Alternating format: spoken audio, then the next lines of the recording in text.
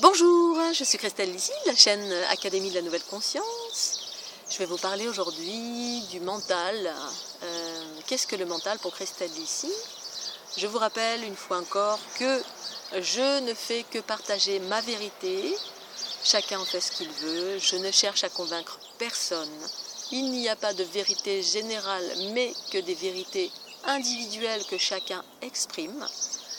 Donc merci pour votre bienveillance et vos commentaires positifs. S'ils sont négatifs, ça ne m'intéresse pas parce que ça n'élève personne.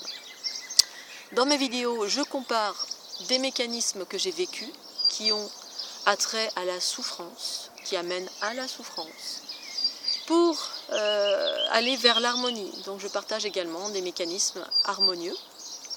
Ensuite, ce n'est pas un jugement que de comparer ou de parler de deux mécanismes différents, puisqu'en fait, ces deux-là, chacun est libre de les vivre. Moi-même, je les ai vécus, je les vis encore.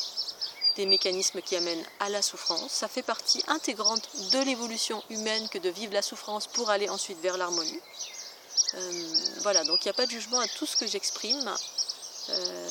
Si vous vous sentez en résonance, super. Sinon, vous êtes libre de faire ce que vous voulez, d'aller voir ailleurs, s'il y a d'autres choses qui vous résonnent davantage.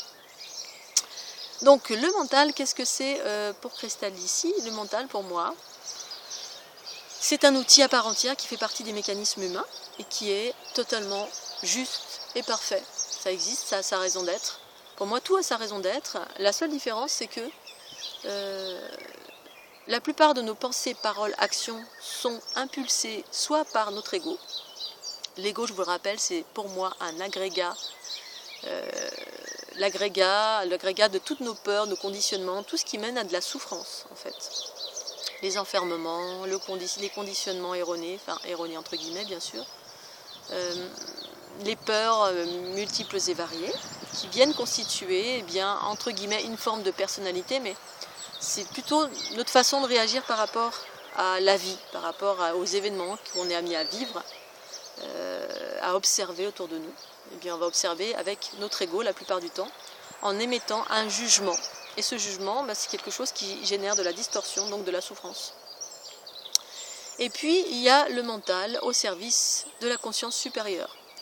Alors, la différence entre ego et conscience, c'est quoi? Tout est conscience pour moi, sauf qu'il y a différents stades de conscience. L'ego, c'est une conscience altérée, où en fait, on a créé on a, intégré des informations extérieures qui nous enferment, qui enferment la conscience harmonieuse. Dans toutes mes vidéos, en fait, le fond, c'est parler de la souffrance pour aller vers l'harmonie. C'est ça qui m'intéresse, en évoquant ma conscience et mes expériences. Donc en fait, le mental, c'est une part en soi, c'est un outil qui nous permet de solutionner des choses, de faire des calculs, d'avancer, créer un mouvement dans la vie. Si je veux aller prendre un billet d'avion, il est nécessaire que je réfléchisse à comment je vais devoir faire ça. C'est quand même mettre un pied devant l'autre. S'il n'y a pas le mental pour me dire, voilà, alors là, j'observe une chose, il y a la terre, il y a une chaussure, il faut que je fasse mes lacets, il y a une notion d'équilibre. Je veux prendre un billet d'avion, comment je dois le faire? Je dois aller dans une agence immobilière, enfin une agence de voyage. Je m'organise à connaître les prix. En fait, voilà, trouver différentes solutions pour actionner quelque chose ou régler une problématique. Quand c'est au service de l'ego, c'est toujours compliqué. C'est-à-dire qu'on va chercher, on va puiser dans le réservoir des informations qui sont en nous, mais des informations qui sont issues des connaissances extérieures. Un tel m'a dit qu'il fallait faire comme ça, l'autre m'a dit que c'était comme ça. Les enfermements, les interdits, ah non mais il ne faut surtout pas que je fasse comme ça, etc. Donc en fait on puise dans des choses qui sont limitées, des expériences extérieures, tous les conditionnements qu'on nous a donnés et qu'on a pris pour soi sans en faire l'expérience. Donc il est venu constituer un réservoir de connaissances extérieures et qui sont un peu limités ou qui sont empreints de peur. Voilà. Oh non, il ne faut surtout pas que je fasse ça, je vais plutôt faire ça. Non, il ne faut surtout pas que j'aille sur Internet prendre un billet. Non, parce qu'on m'a dit que... Et du coup, ça génère des complications. Et du coup, ça tourne un petit peu en boucle parce qu'on ne trouve pas tout de suite la solution, c'est pas clair. On va en force, on rame un peu comme sur un navire d'esclaves, là. Et du coup, ça prend beaucoup d'énergie. Parce que ce réservoir de connaissances et d'informations n'est pas issu de nous-mêmes, mais issu de conditionnements, des conditionnements surtout, la plupart du temps empreints de peur. Donc les peurs, c'est ce qui enferme. Et ce qui enferme quoi? La conscience harmonieuse qui, elle, détient toutes les solutions d'une façon claire, nette, précise, légère. Et c'est fluide et c'est tout de suite.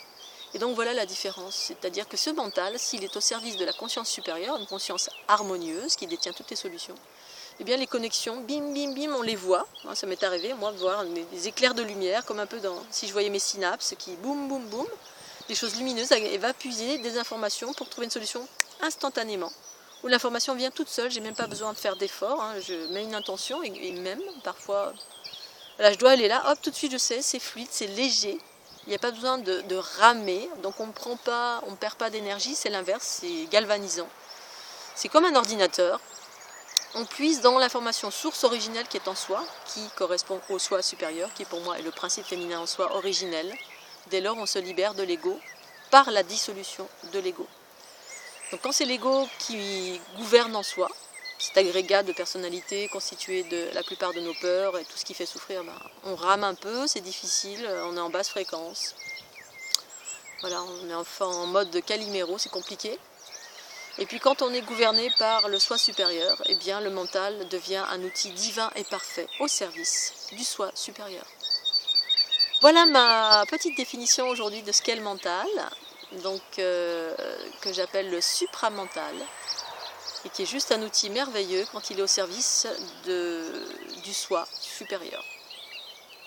Voilà, je vous remercie de votre attention, je vous souhaite une belle journée sous le soleil d'Académie de la Nouvelle Conscience, et je vous dis à très bientôt, bye bye.